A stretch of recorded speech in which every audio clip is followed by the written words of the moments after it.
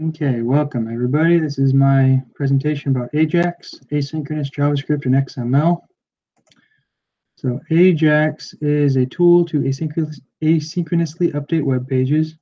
It uses an object called the XML HTTP request object to get data from a server. It uses JavaScript and HTML to asynchronously update the page once the response is received. These page updates do not require a reload of the web page, which makes it very versatile and very helpful. Ajax requests might use XML, plain text, or JSON text. There's a lot of other types of data that can be passed, but those are the most common to transfer data from the server. Ajax is a web browser technology, not a web server software. So it's inherent on the web browsers that people use.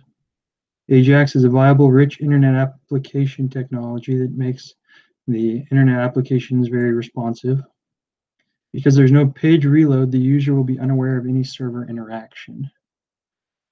Ajax works in this manner here. There's 7 basic steps that happen. An event occurs on the web page. Page is loaded, a button's clicked, what have you. An XML HTTP request object is created in JavaScript. The object sends a request to the server. The server processes the request. The server sends the response back to the page. The response is read by JavaScript, and proper action is taken and performed by JavaScript. Usually the page is updated, information changes, additional things are added to the page, what have you. Ajax objects methods. So the XML HTTP request object has a number of methods. One of them is abort, which cancels the current request. There's getAllResponse headers, which returns the complete set of HTTP headers as a string. There's getResponseHeader, returns the value of a specified header. The open method is a very important one for getting your response. That requires the method and a URL and can potentially have async user and password as well. So the method is an HTTP method. Usually it's get or post, but it could be other HTTP methods. The URL is the file path on the server. The async specifies if the request is asynchronous or synchronous, whether the execution will continue and a callback function will handle the response, or the execution will wait until the response is received. That's an optional parameter. The user is the username for file access. That's also an optional parameter. And the password is the password for file access, which is also optional. And then there's send, which can potentially have a string on the inside as a parameter. So that sends the request to the server. No parameter is used for GET requests, and a parameter can be used with POST requests. And then there's setRequestHeader, which adds HTTP headers to the request. And then there's Ajax properties. There's onReadyStateChange. It defines a function to execute upon state changes. There's readyState. It holds the status of the request. There's responseText. The response data as a string. There's responseXML. The data as an XML data. There's status, which is the status number of a request, and then there's statusText, which is the status text of the request. So the ready state values, there's 0, 1, 2, 3, and 4. So it's the first one, 0, is the request is not initialized. This happens after object creation, but before calling the open function. The request has been set up after calling open, but before calling send. The request has been sent after calling send. The request is in process after establishing connection to the server, but before response is complete. And then the request is completed after the request is complete and the data has been received. Some common status messages. There's message code 200, which is the text is okay, and that means the request is okay. The request is the standard response for a successful request. And there's message code 403, which is forbidden. The request was a legal request, but the server is refusing to respond. There's 404, which is not found. It's fairly common, fairly common to run into when you're looking at things. That's the requested page could not be found, but may be available again in the future. That's could be that the file path was mistaken or what have you. And there's a full list of these found on w3schools.com/tag/ref http messages.asp. That gives you a full list of a lot of them. I'm not 100% sure if that's all of them, but there's a lot of different message codes. I think I counted over 43 that were listed on w3schools.com. And using a callback function. So this is fairly very helpful functionality with using Ajax requests. So a callback function is a function passed as a parameter to another function. If that has more than one Ajax request to perform, callback functions are recommended. It helps reduce redundant code. So you create one function to execute the request object. The request function should have two parameters, the URL and the callback function. So as we can see in our example here, we've got our load doc is our request function. It calls for a URL and a function, a callback function. It initializes the HTTP request object and then sets the onReadyStateChange function to, if the ready state is 4, which is it's complete, and the status is 200, it means it's okay. It'll perform the function passed in the parameter. And it opens it, and it opens the URL that was passed in get mode and sends the request. So then you also create the following functions to perform the individual Ajax tasks to happen after you get the data.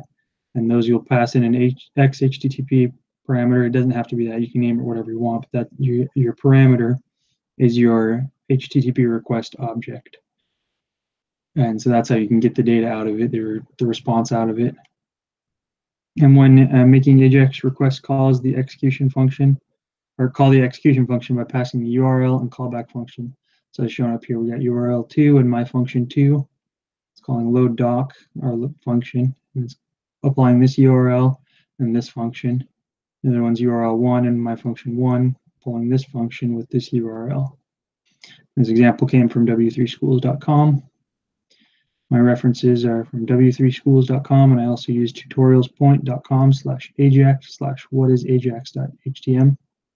That was a pretty cool one that went into some pretty good detail about Ajax as well. So that's my my PowerPoint presentation. And here's my example page. So I created this little, it's a JSON example, but it also heavily uses Ajax because Ajax and JSON are utilized together very frequently. So in my example here, I've got a JSON file, rdi.json, that has a bunch of information stored on it about a board game that I play. And the object contains nested arrays and nested objects in JSON format, including all the information about the character, the version they come from, and whatnot. And I've got a few buttons and functions here.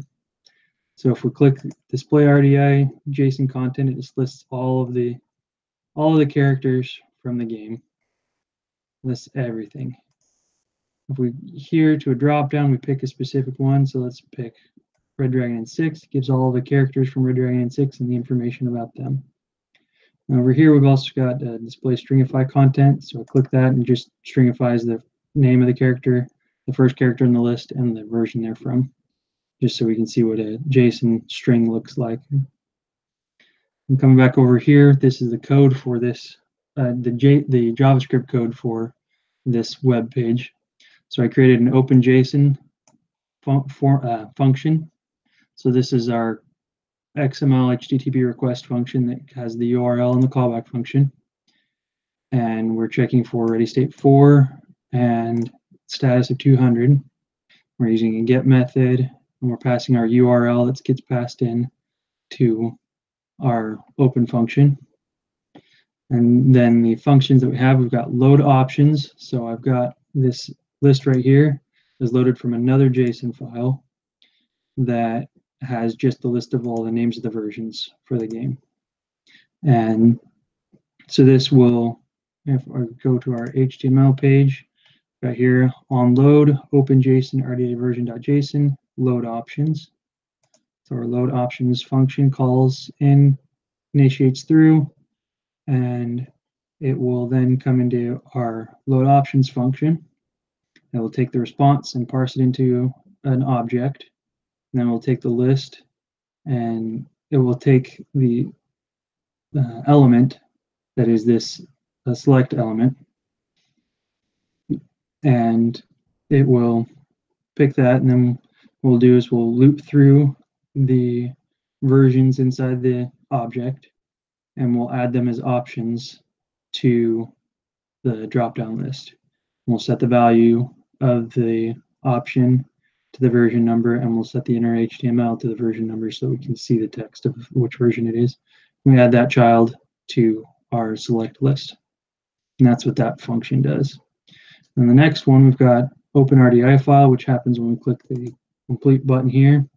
And what it does is it gets the response text, it puts the game name as the header one here, and then it loops through the versions, adding the text to the version, which I actually have another function, display version, which takes an object, which let's scroll down and find that one real quick. Display version just takes an object and makes it pretty, makes the table for it, displays all the characters and everything, all their statistics, their race, their class, good, bad, and worse about the character, and creates the little table for that version. And we'll loop through and we'll create a table for each version with the header on each one.